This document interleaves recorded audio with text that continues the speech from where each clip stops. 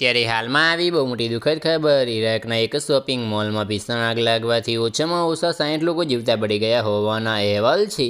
સમાચાર agency AFP અનુસાર એવો દાવો કરવામાં આવી રહ્યો છે કે એ ઘટના ઇરાકના અલકુટમાં એક સુપર માર્કેટમાં બની હતી। વાયરલ તસવીરો દર્શાવે છે કે ઇમારતોનો મોટો ભાગ આગમાં લપેટાયેલો છે અને ધુમાડો નીકળી રહ્યો છે। આ અકસ્માત સંબંધિત એક વિડીયો સોશિયલ મીડિયા પ્લેટફોર્મ પર પણ વાયરલ થઈ રહ્યો છે, જેમાં 5 માળની ઇમારત આગમાં લપેટાયેલી જોવા મળી રહી છે। વાશિત પ્રાંત ગવર્નર મોહમ્મદ અલ મિયાએ સત્તાવાર આઈએનએ ન્યૂઝ એજન્સીને જણાવ્યું હતું કે એક મોટો શોપિંગ સેન્ટરમાં લાગેલી આ આગમાં મૃત્યુ પામેલા પીડિતોની સંખ્યા લગભગ 60 થઈ ગઈ છે।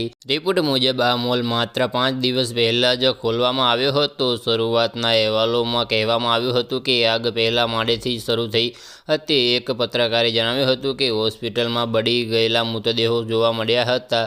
ગવર્નર મિયાએ આ ઘટના બાદ પ્રાંતમાં 3 દિવસનો શોક જાહેર કર્યો છે અને આ ઘટના માટે જવાબદારો સામે કાયદેસરની કાર્યવાહી કરાશે।